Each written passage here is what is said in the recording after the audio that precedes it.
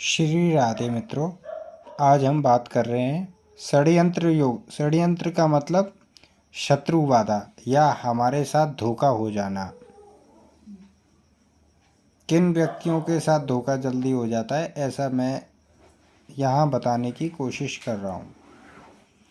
किसी भी लग्न की कुंडली हो, यहाँ पर कोई भी राशि लिखी हो, जैसे यहाँ पर एक लिखा हुआ है तो ये एक राशि प्रथम राशि को बताती है। प्रथम राशि होती है मेष।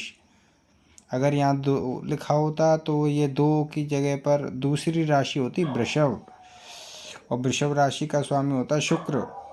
अगर यहाँ पे 4 लिखा होता तो उसकी राशि होती कर्क। कर्क राशि का स्वामी होता है चंद्रमा। यहाँ 3 लिखा होता तो उसकी राशि होती मिथुन। 3 और 6, तो 3 से मिथुन और 6 से कन्या, दोनों राशियों का स्वामी बुध। अगर यहाँ पर 2 या 7 लिखा होता तो 2 नंबर की राशि होती वृषभ, 7 नंबर की राशि तुला, दोनों का स्वामी शुक्र। तो ऐसे ही हमें पहले राशि जाननी है, फिर राशि का स्वामी जानना है। तो यहाँ पे एक लिखा हुआ है, एक राशि मेष राशि होती है और उसका स्वामी होता है मंगल। किसी की भी कुंडली में, लग्न कुंडली में प्रथम भाव का स्वामी, ये प्रथम भाव है, इसमें कोई भी राशि हो सकती है, कोई भी अंक लिखा हो सकता है, लेकिन भाव पहले ही गिना जाएगा। प्रथम भाव में यहाँ एक लिखा है तो मेष राशि है, इसका स्वामी मंगल। मंगल अपनी कुंडली में या तो अष्टम भाव में हो या 12वें भाव में, तो यहाँ पर लग्नेश कमज़ोर हो जाता है, ऐसा कहा जाता है। जिन पत्रिकाओं में लग्नेश कमज़ोर होता है, ऐसा व्यक्ति सही बात के लिए सोच नहीं पाता है, निर्णय नहीं ले पाता है, सामने वाले व्यक्ति को सही ढंग से परख नहीं पाता है। आँख बंद करके ऐसा व्यक्ति ज़्यादा विश्वास अन्य लोगों पर कर लेता है और बार बार ऐसे व्यक्ति के साथ ठगी हो जाती है। बहुत सारे रिश्तेदार, दोस्त, मित्र, जानकार ऐसे व्यक्तियों को ठग लेते हैं। और जिसका तीसरा भाव भी कमज़ोर हो तो 100% ऐसा व्यक्ति ठगा जाएगा।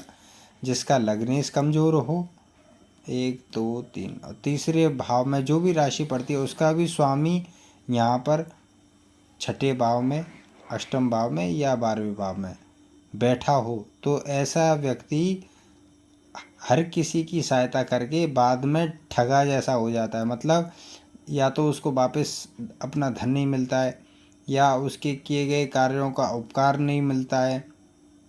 इस प्रकार से वह ठगा जाता है। जिनका लग्नेश कमज़ोर हो और जिनका तृतीय भाव का भी स्वामी कमज़ोर हो, छठे, 8वें और 12वें भाव में बैठे हों, तो ऐसे व्यक्ति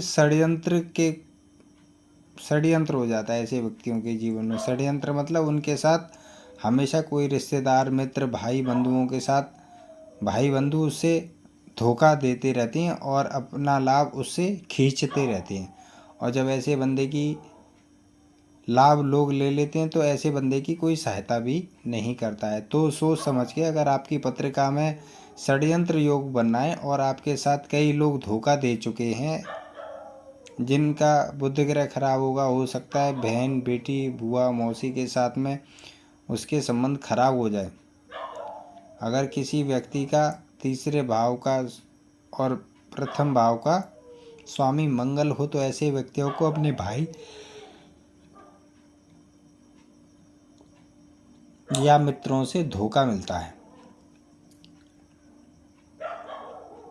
अगर यहाँ पर शुक्र ग्रह इस भाव का या इस भाव का स्वामी शुक्र ग्रह हो, वो छठे, 8वें या 12वें भाव में बैठा हो, तो ऐसे व्यक्तियों को स्त्रियों से हमेशा ठग विद्या, वो किसी भी रूप में हो सकती है। स्त्री पहचान के रूप में हो सकती है, किसी वर्कर के रूप में हो सकती है, किसी पड़ोसी के रूप में हो सकती है, या अपने कामकाज में पार्टनर के रूप में हो सकती है।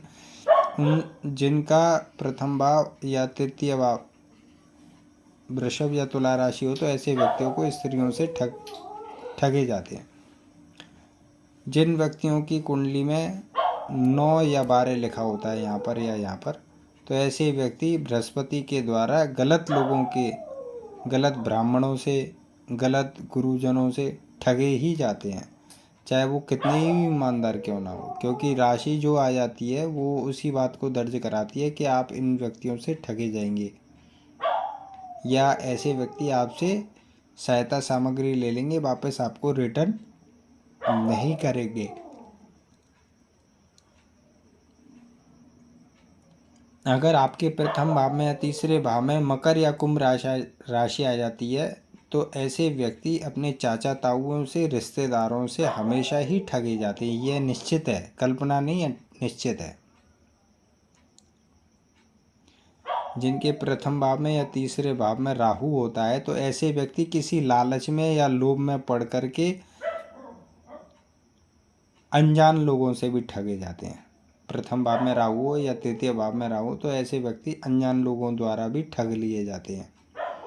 ऐसा आपके साथ ठग विद्या ना हो तो जो भी आपकी लग्न कुंडली में प्रथम भाव का स्वामी है उसे मजबूत करें और अपने मंगल ग्रह को भी मजबूत करें तो आपके साथ बार बार ठगी नहीं होगी। अगर आप अपनी पत्रिका दिखाना चाहते हैं तो आपको कुछ पे करना आवश्यक है, उसके बाद ही हम आपको सही से नॉलेज दे पाएंगे। श्री राधे।